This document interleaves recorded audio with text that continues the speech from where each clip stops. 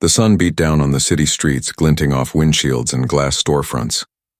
The air shimmered with summer heat, and the quiet hum of afternoon life filled downtown. Then, in one shocking moment, everything changed. A shout echoed through the street. "Hands behind your back now." Officer Kane shoved Marcus Hale against the hood of a patrol car, his forearm pressing hard between Marcus's shoulders. The rough metal burned against Marcus's skin. His silver watch scraped the surface, leaving a faint line of both steel and skin. Passers-by froze. Some lifted their phones. Others whispered, unsure what had happened, but sensing something was wrong. Marcus didn't resist. His voice was calm, deliberate. "I've done nothing wrong." Kane sneered, pulling the handcuffs tight until they bit into Marcus's wrists. "Yeah, that's what they all say." A second officer, Peterson, dumped Marcus's belongings onto the car hood. Phone, keys, wallet. The wallet flipped open to reveal a corner of an official government identification card. None of them noticed. Not yet. What would you do if you were handcuffed on the street for nothing but existing in the wrong place? Would you shout, fight? Or would you stay calm like Marcus did? Because you knew the truth would speak for itself. 15 minutes earlier, Marcus had been inside an upscale boutique called the Meridian, browsing Italian leather shoes. He'd worked his way up from public defender to senior legal counsel for the Department of Justice, yet still couldn't walk into a store without being followed. He tried to ignore the uneasy stare of the shop attendant, who hovered nearby, pretending to fold shirts that were already perfectly folded. "Can I help you with something?" she asked, voice brittle with suspicion. "I'm fine, thank you," Marcus replied politely. He wasn't new to this. Outside, officers Kane and Peterson rolled slowly past the storefront in their cruiser. Kane noticed Marcus through the window. His lips curled into something between skepticism and assumption. "See that guy?" Kane said, nodding toward the boutique. "He doesn't look like he belongs there." Peterson sighed. "We've got 10 minutes left on our shift. This'll take 2. Kane parked at the curb, hand already resting on his belt as he stepped out. Inside, Marcus examined a pair of hand-stitched loafers, admiring the craftsmanship. He approached the counter, friendly but reserved. The attendant's hands trembled as she rang up the sale. When Marcus reached for his wallet, her thumb pressed a hidden button beneath the counter, the silent alarm Marcus noticed. Of course he did. Years of observing courtroom behavior taught him to read micro-movements, and this one screamed fear. Still, he said nothing. He completed the purchase with his platinum card, thanked her, and walked out with the receipt tucked neatly in his bag. The store security guard began to follow him at a distance, pretending to check window displays across the street. Kane and Peterson approached. "Sir, we need a word," Kane called out loudly, his tone carrying unnecessary authority. Marcus turned, his expression composed. "Is there a problem, officers?" "We received a report of suspicious activity," Peterson said, looking pointedly at Marcus's shopping bag. Marcus held it up. "I just made a purchase. You can see the receipt inside." Kane ignored it. "Let's see some ID." Marcus reached slowly for his back pocket. "May I ask why I'm being stopped?" "Because we said so," Kane snapped. His hand hovered near his taser. "That's reason enough," Marcus exhaled quietly. He'd seen this story before, too many times. "I'm reaching for my wallet," he said clearly, making sure the growing crowd heard every word. Kane snatched the wallet from his hand before he could open it. "What are you doing in this neighborhood?" "Shopping," Marcus replied evenly. "I live 4 blocks away." Peterson flipped through the wallet, skipping past the license and credit cards, stopping on the Platinum AMX. "Sure this is yours?" Before Marcus could answer, the store attendant appeared in the doorway, voice sharp and defensive. "That's him." He was acting strange. Looking at things he couldn't afford, Marcus clenched his jaw. "I just spent $400 in your store." "Anyone can steal a credit card," Kane said, loud enough for everyone to hear. "Turn around." "On what charge?" "Resisting an officer," Kane barked, grabbing his arm roughly. "I haven't resisted anything." The tension rippled through the air. A woman nearby raised her phone. Another whispered, "He wasn't doing anything wrong." Kane ignored them. "Last chance." "Turn around." Marcus complied slowly, his voice steady. "I am cooperating. This is unlawful detention. Save it for the judge." As the cuffs clicked, Marcus's watch dug into his wrist. The heat of the metal hood burned beneath his palms. Still, he stood tall. He refused to give them what they wanted, fear. Phones were out now, capturing every second. Somewhere in the crowd, a young woman adjusted her camera lens and whispered, "Keep rolling." Marcus lifted his chin slightly. His eyes met hers for a brief second, a silent exchange. She understood this wasn't just an arrest, it was evidence. Peterson emptied Marcus's pockets onto the hood. Keys, phone, receipts, a leather notebook, and that wallet with the government seal still half visible. Kane flipped through the notebook with exaggerated suspicion. "What's this? Some kind of code?" he mocked. "Notes from a case," Marcus replied quietly. Peterson laughed. "A lawyer, huh? Everyone's a lawyer when they get cuffed." The crowd pressed closer. A few voices spoke up. "He didn't do anything. That's illegal." Kane turned on them, hand resting on his holster. "Back up. Police business?" The young woman with the phone didn't move. "I'm on public property," she said calmly. "I have the right to record." Marcus said nothing, but his eyes met hers again. Calm, steady, focused. He knew this wasn't just about him anymore. Peterson tightened the cuffs another notch, his grip rough and unnecessary. "You sure you don't know her?" "Never seen her before," Marcus said, voice even. "But she understands her rights better than you do." That line made a few people in the crowd murmur in agreement. Someone started live streaming. The number of viewers rose instantly. Kane pushed Marcus down onto the curb. The position was meant to humiliate. Wrists twisted painfully behind him, back arched. Sweat trickled down his neck, but his composure never broke. "Call it in," Kane muttered. Peterson gave dispatch Marcus's name. The radio crackled in reply. Something about the line made Peterson frown. "They're asking to verify identity again," he said. Kane shrugged it off. "Run it as a possible theft." The crowd was now at least 20 people deep. Some held up phones. Others whispered. One man muttered, "They don't even know who they're dealing with." At that moment, Marcus's phone vibrated against the hood. A low, persistent buzz. Kane ignored it, but the young woman recording didn't. She whispered to a bystander, an older man standing near the car. He gave a small nod, stepped forward casually and with a motion so smooth it almost looked accidental, lifted the phone and walked away. He turned the corner, found a quiet spot and looked at the unlocked screen. Only one contact glowed at the top of the call list. Aaron. He pressed it. Across the city in a sleek government building, Aaron Hale, the U.S. Attorney General, sat at the head of a conference table. The meeting was mid-discussion when his phone buzzed. Unknown number. He frowned and answered. "Aaron Hale speaking." The voice on the other end trembled but spoke fast. "Sir, I think your brother's being detained downtown by 2 officers." Aaron's pen froze mid-air. "What location?" As the caller described the scene, Aaron stood, his chair scraping the floor. "Keep recording," he said firmly. "Do not interfere. I'm on my way." Back on the street, the bystander ended the call and returned to the crowd. He didn't tell anyone what had just happened, but his face said enough. Help was coming. Peterson looked uneasy now. "Dispatch wants us to hold off on charges," he muttered. Kane scowled. "Since when does dispatch tell us how to do our job?" Marcus heard every word. His heart rate stayed steady. Years of courtroom training made him immune to intimidation. But inside, he knew something bigger was unfolding. A car door slammed nearby. The woman filming turned her camera. A plain-clothed sergeant had arrived, taking in the scene. A man in handcuffs, a swelling crowd, 2 tense officers, and a dozen phones pointed their way. "What's going on here?" the sergeant asked. "Possible theft. Suspicious behavior," Kane replied confidently. "Subject was uncooperative," Peterson added. Marcus looked up, voice controlled but firm. "I was shopping. These officers detained me without stating a charge." The sergeant studied him. "Name?" "Marcus Hale." The sergeant frowned. "Did you run his ID?" Peterson nodded. "Came back clean. Full background?" "System lagged," Kane said quickly. The sergeant's tone sharpened. "Run it again." Kane shifted uncomfortably.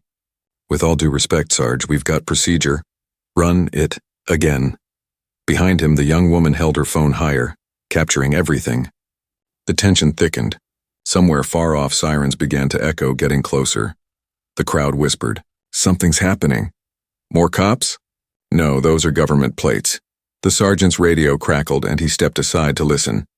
His face changed mid-call. First confusion, then shock. He turned back toward Kane and Peterson. "Uncuff him now." "What?" Kane blurted. "You heard me, now." The crowd erupted in murmurs. Peterson hesitated. "But sir, there is no investigation," the sergeant snapped. "Uncuff him and give him back his property." Marcus stood as the cuffs were removed. His wrists were marked red and raw. "My watch?" he asked calmly. "In your pocket," Peterson muttered, looking anywhere but Marcus's eyes. The young woman stepped forward, holding out the phone. "This fell," she said quietly. Marcus took it. "Thank you." The sound of engines grew louder, sleek, heavy vehicles pulling into the street. Black SUVs, tinted windows, and an air of authority that made everyone instinctively step back. The crowd fell silent. One car door opened. A tall man in a dark suit stepped out, his presence commanding attention without saying a word. Aaron Hale had arrived. He walked straight toward his brother, his expression a storm of restraint. Cameras flashed from every angle. The officers froze where they stood, realization dawning far too late. Marcus turned to them, still calm. "Officers, may I have your business cards, please?" "For my records." Neither moved. The sergeant intervened, voice tight. "Do as he says." They fumbled in their pockets and handed the cards over. Aaron's voice was quiet but cold. "I want a full report of this incident by tomorrow morning." The crowd erupted in murmurs again. Some clapped. Others simply recorded in stunned silence. Kane's lips moved, searching for words. "We didn't know who he was." Aaron turned to him. "That's exactly the problem." The statement hung in the air like a sentence. Sirens wailed again, this time from news vans arriving at the edge of the street. The story that had started with a silent alarm was about to become national. The crowd grew louder. Phones stayed raised. And for the first time, Kane looked afraid. Marcus adjusted his cufflinks with slow precision. The red marks on his wrists were still visible, but his voice was steady. "Next time, officers, maybe ask before assuming." He stepped toward his brother. Aaron placed a hand on his shoulder. "Let's go home." But neither of them knew this wasn't the end, it was only the beginning. News crews were already sprinting across the pavement as Aaron guided Marcus toward the sidewalk. Reporters shouted questions, microphones flashing like weapons of light. Marcus kept walking, silent and composed, but the cameras followed every step. Someone in the crowd yelled, "He's the Attorney General's brother." And that one sentence set the street on fire. Phones buzzed with live streams. Social media notifications exploded. And within minutes, the story was everywhere. Kane and Peterson stood frozen beside the patrol car, watching their entire world collapse in real time. The sergeant's radio was still alive with chatter, urgent orders, higher authorities, and the unmistakable tone of panic from headquarters. Aaron stopped just long enough to look at the sergeant. "I want these officers off the street until we've reviewed every second of footage."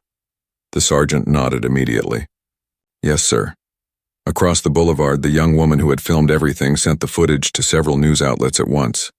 "It's already trending," she whispered to a friend. "People are furious." By nightfall, every major network carried the story. The headline read, "High-ranking official's brother wrongfully detained in public." But for millions of viewers, it wasn't the title that mattered. It was the image. Marcus in handcuffs, calm and dignified, surrounded by chaos. Inside the Justice Department, Aaron's phone rang endlessly. Lawmakers, mayors, journalists. Every call carried outrage or fear. One senator said quietly, "You just became the face of the reform movement whether you want it or not." Meanwhile, Marcus sat in his apartment, the television replaying the scene on loop. He watched the footage not with anger, but with analytical precision. Every gesture, every command, every violation cataloged in his mind like evidence. His phone buzzed. It was Aaron. "You all right?" "I'm fine," Marcus said. "But this can't stop with an apology." "It won't," Aaron replied. "I've already set up meetings for tomorrow." The next morning, reporters lined the steps outside the courthouse. Marcus arrived in a navy suit, carrying a file folder thicker than it needed to be. When the first question came, "Do you plan to press charges?" he looked straight at the cameras. "This isn't just about me," he said. "It's about how easily dignity can be stripped from an innocent person. It's about a system that mistakes color for threat." The crowd went silent. It was the kind of stillness that carries truth. Kane and Peterson watched from a small room at the precinct, the TV's glow harsh on their pale faces. Kane slammed his fist against the wall. "They're making us look like monsters." Peterson didn't respond. He just kept staring at Marcus's face on the screen, that unshakable calm. "Maybe we did this to ourselves," he said quietly. The department scrambled. An emergency meeting filled with captains and lawyers erupted into blame and panic. The chief's voice rose above the noise. "We're being investigated by the Justice Department. Every file, every complaint, every piece of footage is being reviewed." Outside the walls of law enforcement, the story became a mirror held up to the nation. On social media, people began sharing their own experiences, stories of being stopped, questioned, doubted. Marcus's arrest wasn't just an incident anymore. It was a movement forming in real time. Aaron addressed the press that evening, standing at a podium flanked by officials. "What happened to my brother is a symptom of something much deeper. No one, not even the Attorney General's family, should be above accountability or beneath protection." Marcus joined him on stage. The flashbulbs flickered like lightning. "This isn't about titles," Marcus said. "It's about fairness, about walking into a store and not being seen as a suspect before you even speak." Every sentence hit like a pulse through the crowd. The words weren't loud, but they carried weight, the kind that changes laws. That night, in a quiet office filled with restless energy, Aaron met with senior advisors. Charts and documents covered the table. "We're drafting the first framework for a national review," he said. "Every department will be required to justify detentions with objective cause. No more vague suspicion." An aide looked up from her notes. "They'll resist, sir." "They always do," Aaron replied. "Until resistance costs more than reform." Meanwhile, Marcus began to meet with civil rights attorneys. Together, they built a strategy not just to win, but to set precedent. "We're not seeking damages," he told them. "We're seeking change. If the law doesn't protect the ordinary citizen, then it's broken." Across town, Kane sat in a dim bar, the television replaying his face beside the headline, "Suspension Pending Investigation." He muttered to Peterson, "They're hanging us out to dry." Peterson didn't answer. He looked sick, haunted by replaying moments.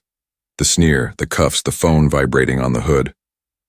"He said he was reaching for his wallet," he whispered, more to himself than anyone else. We didn't listen. The bar was silent except for the TV. A commentator spoke over footage of Marcus's speech. "He's calm. That's what's remarkable. He's not shouting for revenge, and he's demanding accountability." Peterson's drink trembled in his hand. "We were wrong," he said finally. By morning, petitions had begun circulating online. Community leaders called for an overhaul of police protocols. The boutique where it started faced its own reckoning.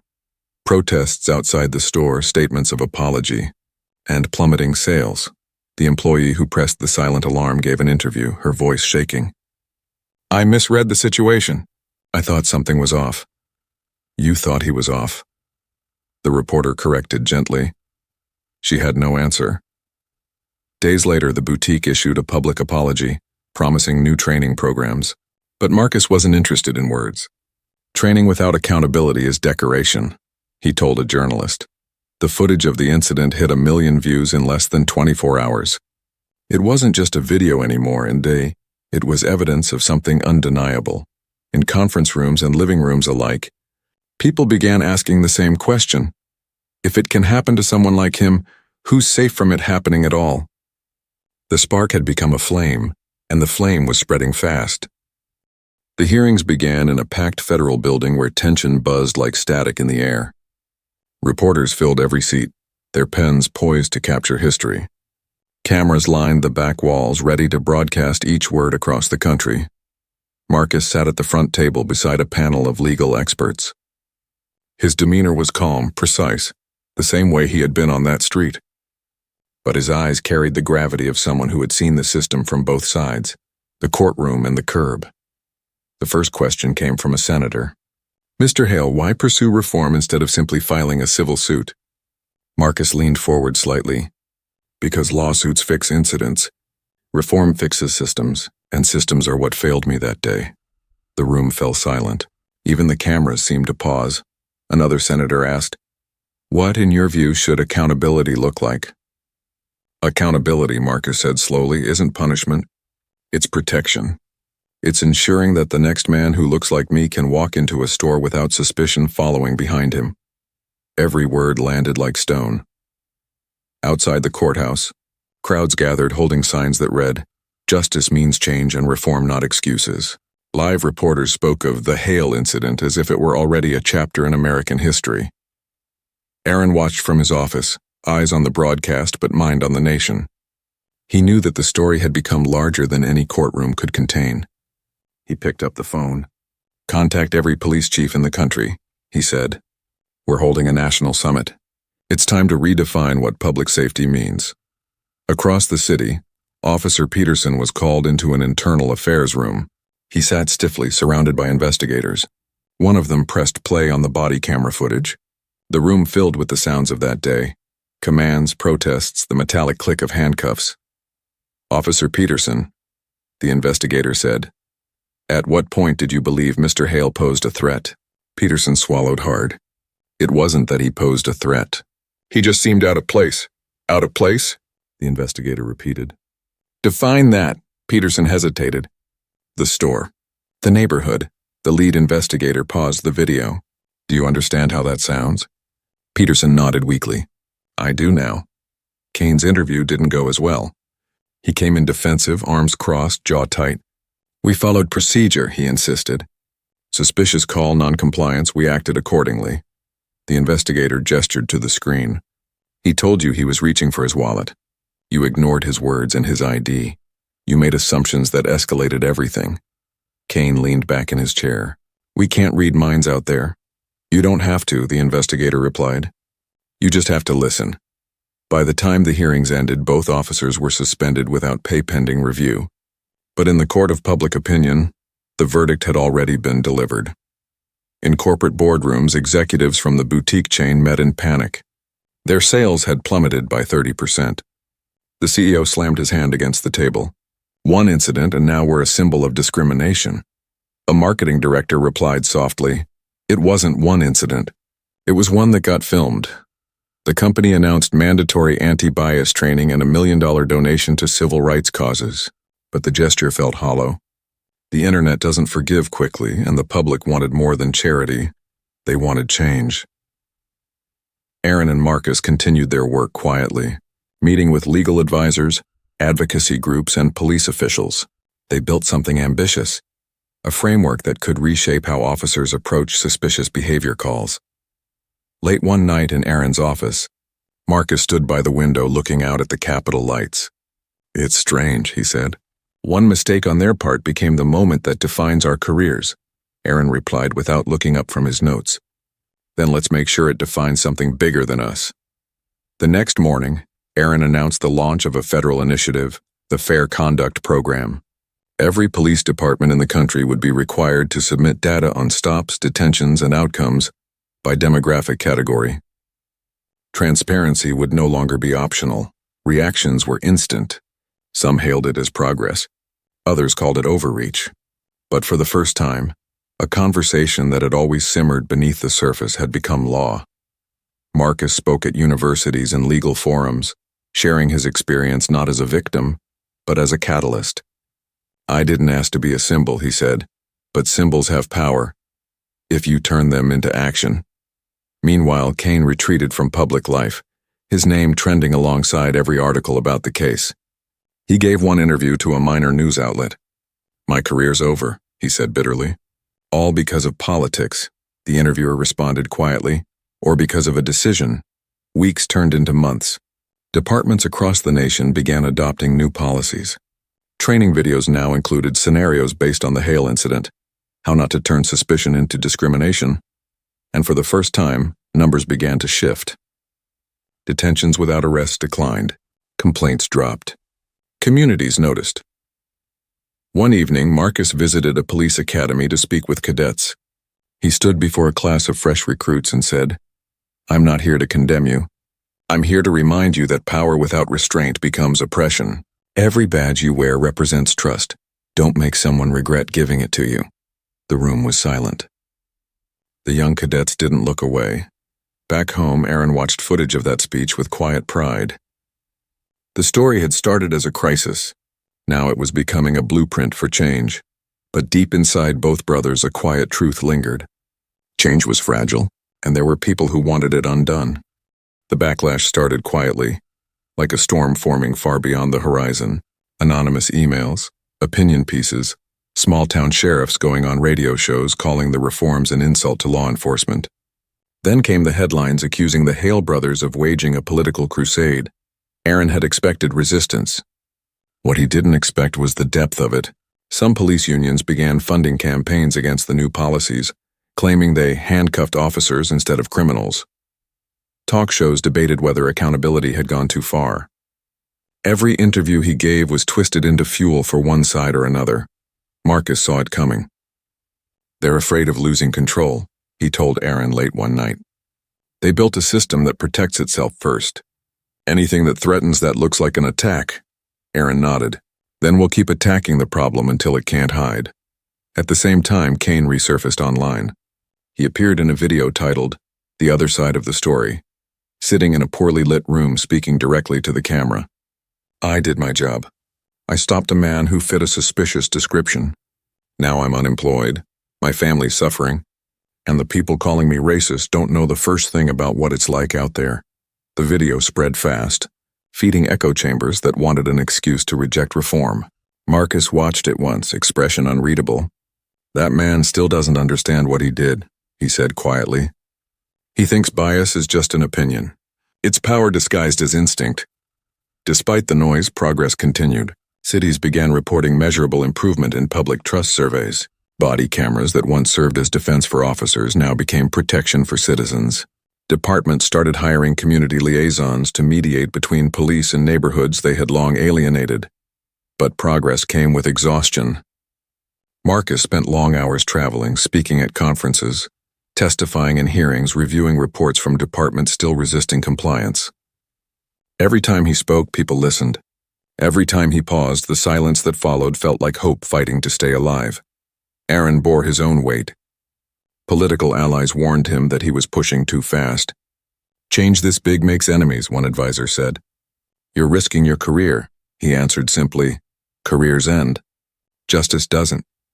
Months later, in a hearing room full of journalists, the Attorney General announced the next phase: the creation of a National Equity Council to oversee every police complaint tied to profiling or misconduct. For the first time, officers found guilty of repeated bias would lose certification to serve anywhere in the country.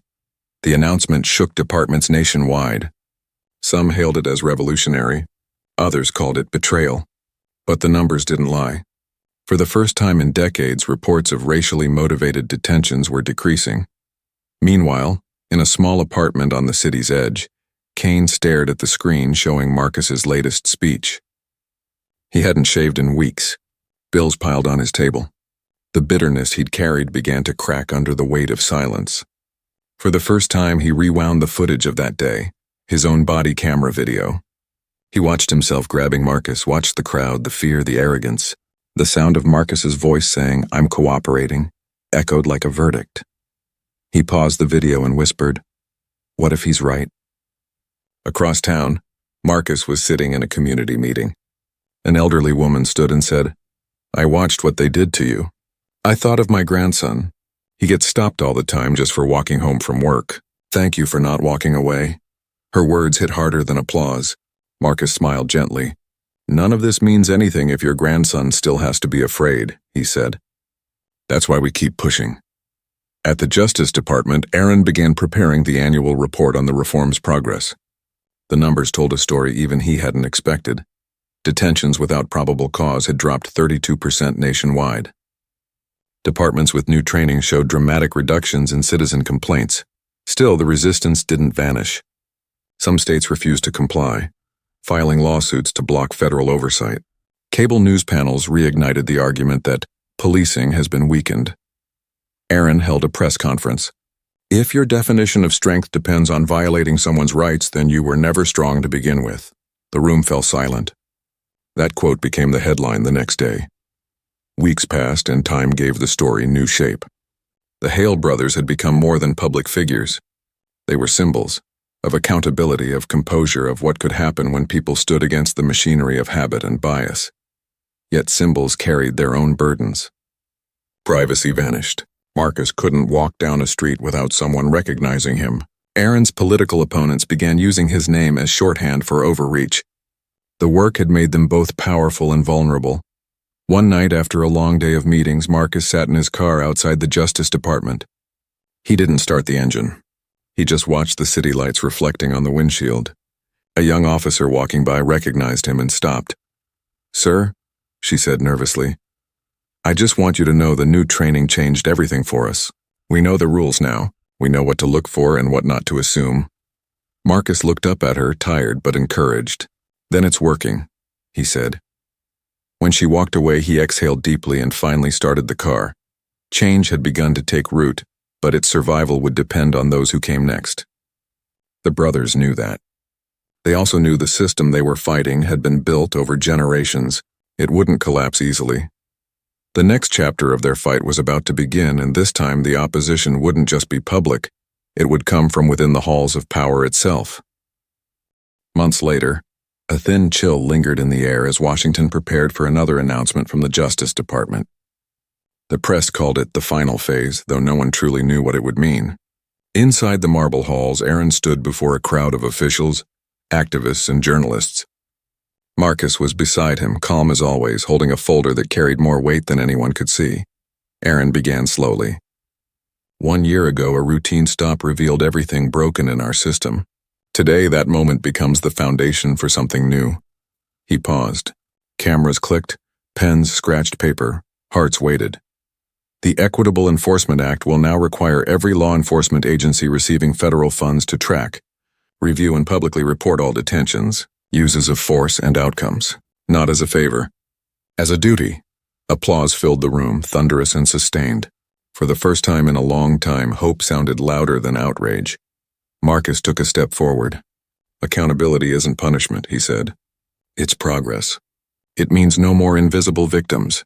It means the next generation will inherit a system worthy of their trust."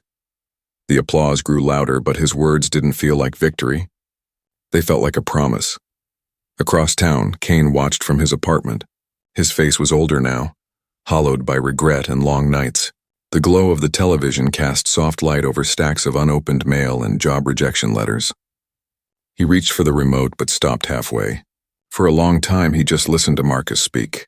There was no hatred left, only a dull ache that came from recognizing truth too late. He opened his laptop and began typing a message. "To the Department of Justice, if my experience can help train new officers, I'll participate. I want to make it right." He hesitated before hitting send, then clicked anyway. Back at the Justice Department, the meeting continued. Aaron outlined plans for community police partnerships, while Marcus revealed data showing a steady decline in wrongful detentions across the country. The numbers weren't perfect, but they were proof. Change wasn't a theory anymore. It was measurable. After the conference ended, Marcus stepped outside into the crisp evening. Reporters shouted questions, but he waved them off gently. He wanted a moment of quiet. A man approached from the crowd, middle-aged, dressed in plain clothes, nervous but determined. "Mr. Hale," he said, "you don't know me, but I was one of the officers who watched your case training video. It changed the way I see everyone I stop. It made me think about how much power we hold in a single decision." Marcus nodded. "Then it's working." The man smiled faintly. "It's more than working. It's changing people." Later that night, Marcus visited the boutique where everything began. The glass doors gleamed under the streetlights, and the atmosphere inside felt different. Diverse staff, warm greetings, no tension. A new manager recognized him instantly. "Mr. Hale," she said softly, "your story made us rewrite every policy we had. Every employee here goes through training now. We don't see customers. We see people." Marcus smiled. "That's all anyone ever asked for." He walked through the store slowly, remembering the sting of that day, the cuffs, the disbelief. It felt like another lifetime.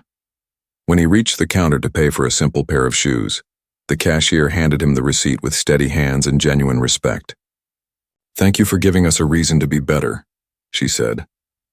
Outside, the city pulsed with quiet life. A police cruiser rolled by, and the officer inside gave Marcus a nod, a gesture of recognition, not superiority. He nodded back. Across the city, Aaron stood by his office window overlooking the Capitol. He saw the same lights his brother did, the same streets where it had all begun. "You think it'll last?" he asked when Marcus called him later. "It has to," Marcus answered, "because if we can change one corner, one department, one mind, then the system can change too. Maybe not fast, but it will." Aaron chuckled softly. "You always were the patient one." "Patience isn't quiet," Marcus said. "It's persistence disguised as calm." Weeks passed and their work spread across the country. Schools used the case as part of law curriculum. Police academies built courses around it. News outlets stopped calling it the Hale incident. They called it the turning point.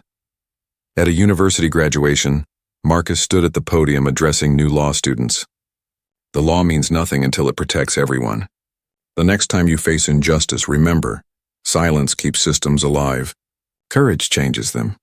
Students rose to their feet in applause. Among them sat a familiar face, Peterson. He was older, humbler, studying to become a legal advocate for community reform. When their eyes met, Marcus gave him a single nod. Peterson nodded back. No words, just understanding. Change had reached even those who once resisted it. In the final report delivered to Congress, Aaron wrote, "Reform is not an act of charity. It is the fulfillment of a nation's promise to itself." When he signed his name beneath those words, the ink felt heavy, final, like the closing of a long circle. Months later, Marcus visited his mother's grave, a quiet spot shaded by oaks. He placed a small bouquet and spoke softly. "You used to tell us that dignity is what you carry when the world tries to take everything else. You were right, we carried it, and we made it mean something." As he walked away, the wind moved gently through the trees, the sound almost like a whisper of approval. The world hadn't become perfect. It never would. But the streets were a little safer, the laws a little fairer, the silence finally a little quieter. And somewhere between the past and the present, the story that began with injustice ended with transformation. Not because of power, but because two brothers refused to let one act of cruelty define what justice would become.